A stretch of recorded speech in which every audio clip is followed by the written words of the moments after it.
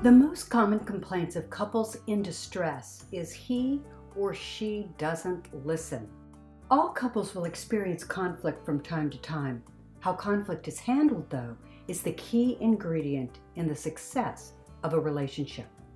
When relationships are going well, couples talk as a way to connect and share ideas, hopes, and dreams. But all couples will run into times where they need to talk in order to resolve a conflict in the relationship. Of course, everyone knows that good communication is essential for a relationship to thrive.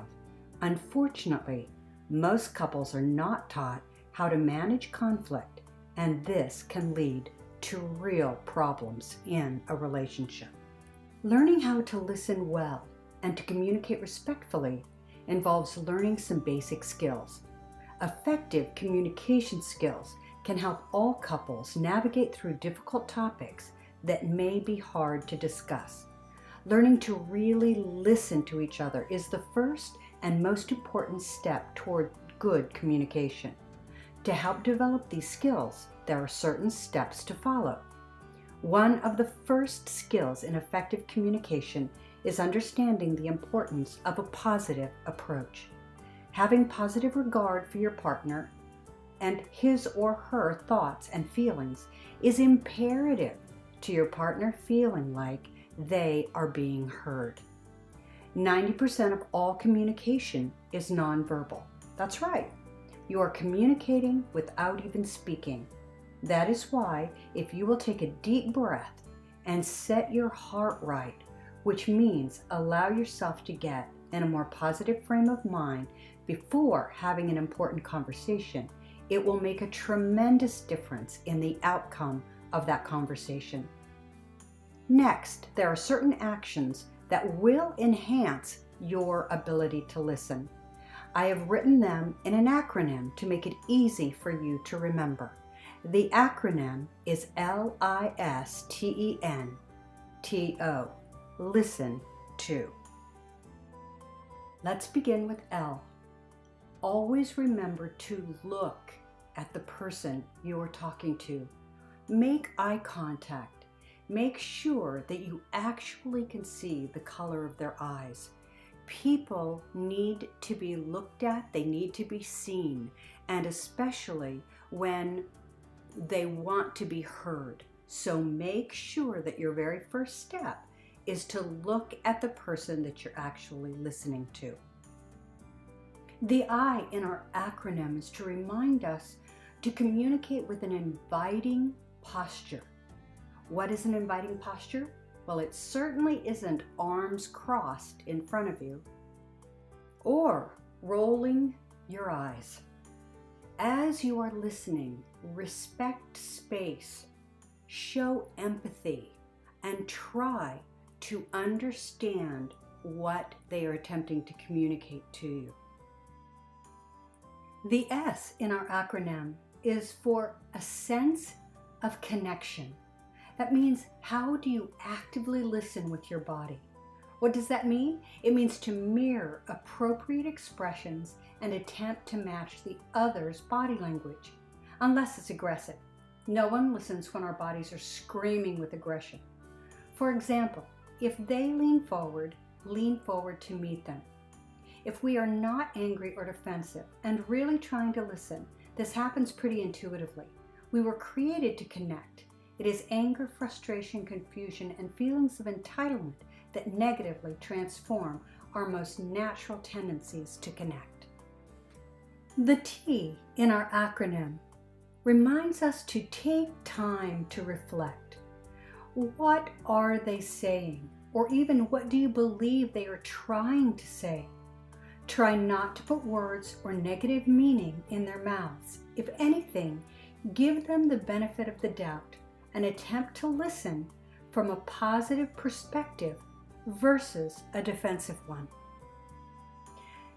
Speaking of perspective, this brings us to the E in our acronym. Try to experience their perspective. It is so very important to attempt to see the world through their colored lenses.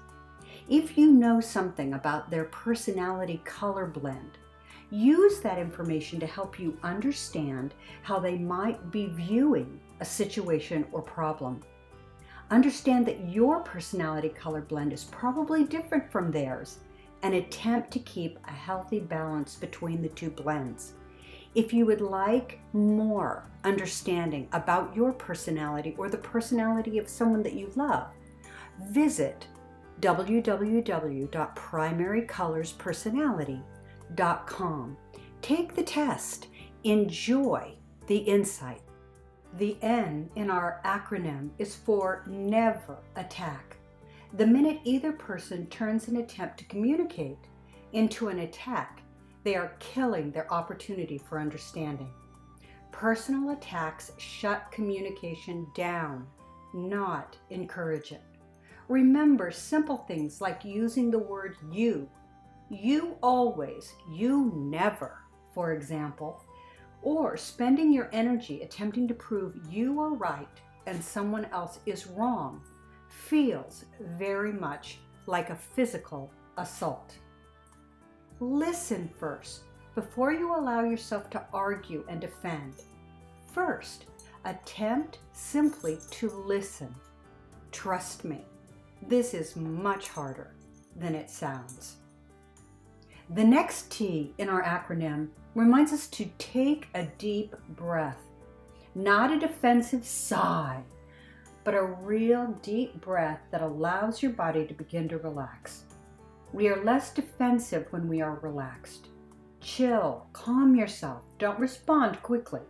Quick responses are most often reactions and not at all the same as active listening. Consider carefully your best, most respectful response. If you feel defensive or upset, allow yourself to take a break so you can reflect more deeply on what you want the outcome of your conversation to be. Do you want just another circular argument that you've had 100 times?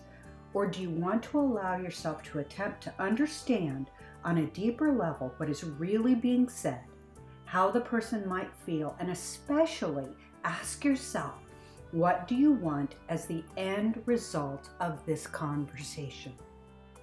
And now, the last letter of our acronym, O. Offer a response. Don't force your response on another person as if it's a fact of life, although at times you might feel it is a fact. Chances are your response is colored with feelings. Remember, communication is a gift, so offer your response as a gift, not a punishment. If you were giving your response as a gift, would it change what you say and how you say it? Each person in a relationship brings with them a style of communication that has been shaped by their personality, past experiences, and family background. Sometimes this style of communication means that a person is more or less emotional or expressive when talking, as well as they have their very own communication style, factual, direct, to the point, or bullet point. Some people use few words. Others have a tendency to use too many. Become familiar with you and your partner's personality and communication style. Remember the goal when communication is not to make someone else listen. The goal is to choose to listen to someone else. If you find that you and or the ones you love are struggling with listening to one another, get help. There is nothing that breathes new life into the heart of relationships like learning to actively and lovingly listen to one another. Learning to listen to each other is truly the basis for living an overjoyed life.